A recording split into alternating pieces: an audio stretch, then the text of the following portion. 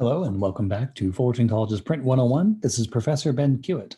Today we're taking a look at typefaces in our 101 class following the textbook Chapter 4, Typefaces. So let's go. I realize in my very first slide I've broken one of my cardinal rules of visibility and created camouflage words because I did not give enough contrast between the words I wrote and the image in the background. Sincere apologies. Anyways, the book would like you to know that typefaces are distinct designs of shapes that compose a printed page. A typeface is a way words look. It's the shapes of the letters, the designs of what they're going to be and how they work as individual letters, how they work when they put them together into words, and how they set as paragraphs and whole pages of text. It's a typeface. Now, there are many names for this. Uppercase, lowercase, capital, and lowercase. Any of you guys calligraphers? Yeah, you in the back. I see your hand. Yeah, awesome. Me too. In calligraphy, we call them majuscules and minuscules. It's the old handwritten term for them. The phrase upper and lower case for big and small letters comes from, you got it, printing. Traditionally, we'd have cases, wooden cases, full of organized type, all our letters in those little slots and made out of the lead cast pieces, and you choose the ones you need and put them in order to print from. The uppercase had the capital letters. The lowercase letters are in the lower case. Huh. That's so nice and symmetrical, isn't it? So let's talk about measuring type, because there are different parts of type that matter. We're going to take a look at the different points that are common references between typefaces. So here we go. The X height or body height is the size. The X one is an easier one to define, and I probably should have put an X on here. A lowercase x is the height of an X height, which is the size of a letter that has no descenders or ascenders. We'll get into those in a moment. It's also known as the body height. And the body height extends from the baseline, which is an imaginary line that the type rests upon, although not entirely, as you can see some things stick below. And the waistline, mine keeps getting bigger, darn COVID. The waistline of the type is the top of the lowercase letters that don't have ascenders. Ascenders are anything that goes above the waistline. One of the interesting things you might notice here, and if you guys ever need to win some money off your friends in cheap bets, you can use this one. Bet somebody whether or not lowercase or uppercase letters are taller. Maybe give them a warm-up bet first to get them confident in their winning, and then double or nothing on this one. But anyways, if you're going to con your friends on this, it is often the case that lowercase letters with ascenders extend vertically above capital letters. You can see here with my dotted line on the top that that F is taller than that capital T. And for every ascender, there is a descender. And the descenders are the parts of the letters that go down below the baseline. Although technically speaking, if you really want to look at it closely, let's go back real quick here. If you zoom in on this, you can notice that even letters that have no ascenders and no descenders don't fit neatly inside the X height. A letter X is a square boxy letter that doesn't do this, but any letter with round parts sticks slightly above the waistline and slightly below it, as you can see with the lowercase c, e, a, and even the parts of the P.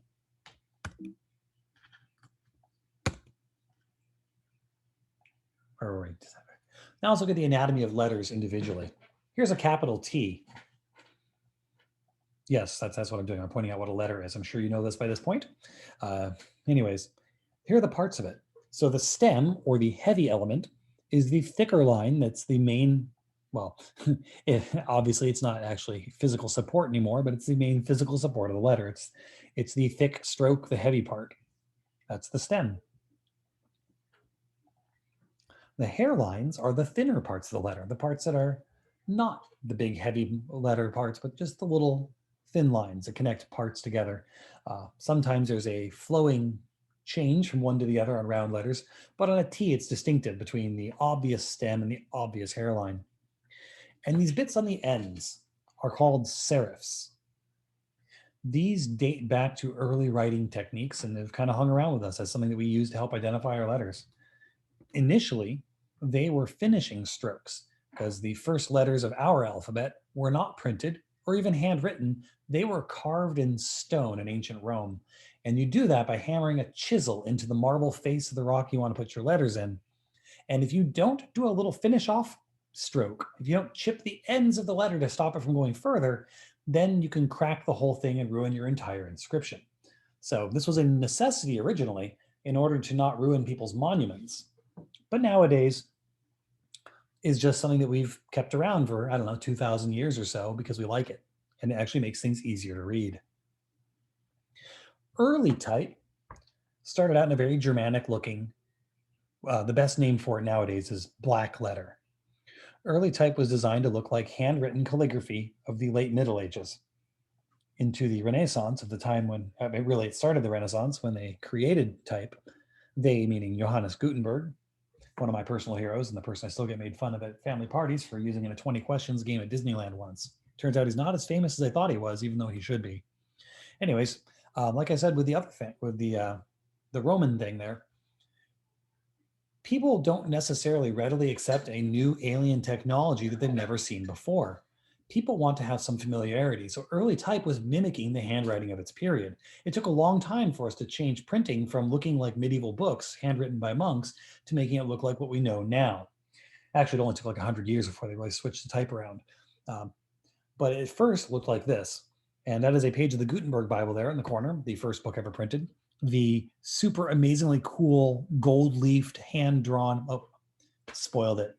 The gold-leafed, very nicely illuminated capital letter and the red text at the top is handwritten. The black text is printed.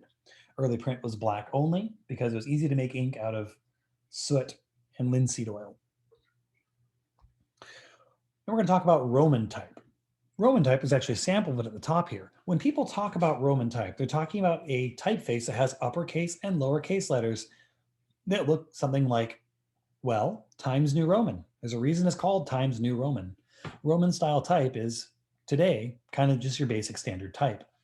It got popular in the Renaissance in art books down in places like Venice and Florence, where the initial book arts really flourished while the rest of Europe was still catching up to the fact that you could print books.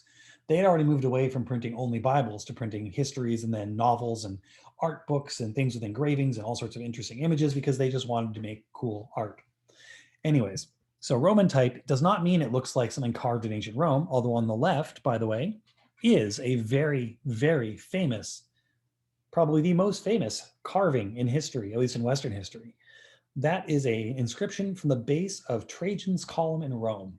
Trajan's often known as the last good emperor in Rome. It was around 126 AD. He was the last emperor who actually built things in Rome and didn't just sit around enjoying himself. He actually moved the borders out. He conquered lands. He built things. He advanced culture and science. All the things that a great ruler is known for, he did. Anyways, he had a column dedicated to him. And up this giant column is all these carvings of his battles that he won and the things he did. At the base, though, there's this inscription, the one I crossed out here saying this is not what Roman type means, because this has recently come back into the public eye in the 90s, thanks to the movie Gladiator, as a font called Trajan, because he was Emperor Trajan, or Traiano, really. And if you look at the top, the first inscription there, Senatus Populus Care Romanus, that's the Senate and the people of Rome, and I don't read that much Latin, so I'm going to stop there before I embarrass myself. But you can see his name on the left there below Imp Caesar, so Imperial Caesar, and below that, it does say he is Trajan. This typeface, this inscription, these particular carvings are known to be and popularly held and even professionally and academically held as the most perfect letter forms of the Roman alphabet that exist. This is all hand carved and they're all huge and they're all done in marble. And we are still trying to reach this level of artistic perfection in our typefaces. So the most obvious way to reach this is to use the one that's directly based off of it, which is called Trajan. The only difference there is it added it added the modern Arabic numerals that we use as opposed to Roman numerals, and it added the letter J, things that were not present in the original. Moving on. So John Baskerville, English printer around the turn of the century. No, not that one. No, not that one either. 1790s to 1800s is when he was creating his type in Britain. And he was the first time England moved away from using Caslon in like 100 years. It used to be harder to get a new font. there weren't a million artists making them and publishing them for free on the internet or even selling them online. You had to actually have a foundry. You had to be good at carving these things, and you had to cast copies in lead and sell, and also make copies of the molds themselves. If you guys heard that, please pardon my 4-year-old who came in to tell me she needed to go potty. Anyways, we're back. Baskerville, one of my favorite typefaces because it's very, very useful.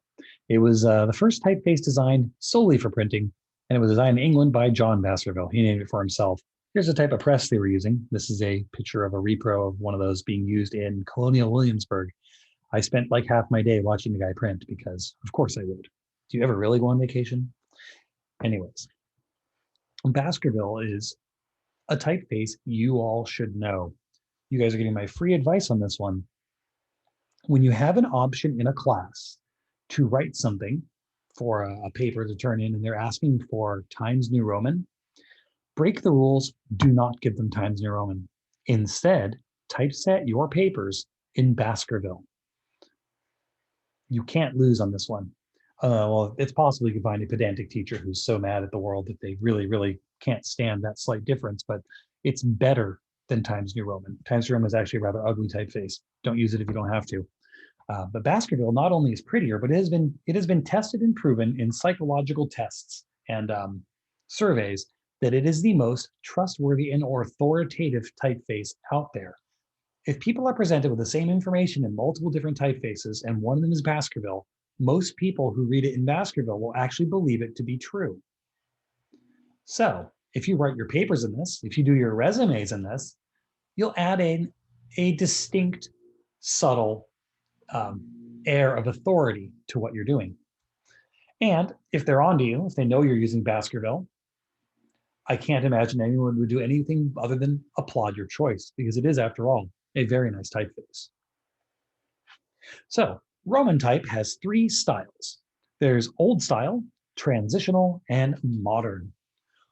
Old style, starting on the left here, here's an old London Chronicle from 1759. Old style is old. It's your Age of Enlightenment typefaces, the types of things you'll find old books in and old newspapers. It was primarily used for newspapers. That was the majority of the printing in those time periods. And the one I'm showing here is Caslon, which was the English type. Although if you cross the channel to France, you'd find them using Garamond. And if you, from there, rode your horse north into the Netherlands and the kingdoms of Holland, up there, you'd find them using Jensen, which is my personal favorite. But anyways, that's the old style. And the old style is characterized by being heavier type with thicker elements overall. Even the thin elements, remember our hairlines from that earlier slide? Even the hairlines were rather thick because this was all hand carved and a little bit harder. And a little bit harder. The metal alloy was not quite as good. The manufacturing processes weren't there. This is pre-industrial type. This is all handmade and hand cast 100%. So the type had to be thicker and more durable to survive being made without losing the fine details. And it also had to survive use without bending or breaking through all the printing. Transitional is around your very beginnings of the Industrial Revolution. Around the time of the French Revolution is when the transitional types really started to hit the printing presses. And, well, I'm sorry, just lost his name out of my head again. Baskerville, if you look at this cover page from Paradise Lost, an original printing of it, you might see that there's John Baskerville, who did the printing. And this is in his proprietary Baskerville type. This is first known use. It has slightly thin elements and still fairly thick elements, but overall it looks like a blend between the old style and the modern. Go ahead. And modern type is modern to the late Industrial Revolution. Kind of the late Victorian age is when this really came around, although it's more associated with France than with England, where Victoria reigned. Anyways, remember that whenever you live, you always consider it modern times. I grew up in the modern times of the 1980s, started my career in the modern times of the early 2000s, and now I'm teaching in the modern times in the 2020s. It's always modern. In fact, in the 1860s and 70s, it was very modern as well. Modern type is known by having extreme differences between the thick and thin elements because both industrial milling to make the molds and to make the original masters and casting technology had gotten to the point where they could support such thin lines that they did. They still have serifs, but the serifs are no longer diagonal or triangular or chisel shaped. They're hairlines. So if you ever see anything that's extremely different between the thicks and the thins and it has serifs, one, you're probably reading a fashion magazine, and two, it's probably a modern typeface. Things like Bodoni and Didot, those are moderns. All right, we're going to cut it off here and I'll set up a second video for you in a little bit.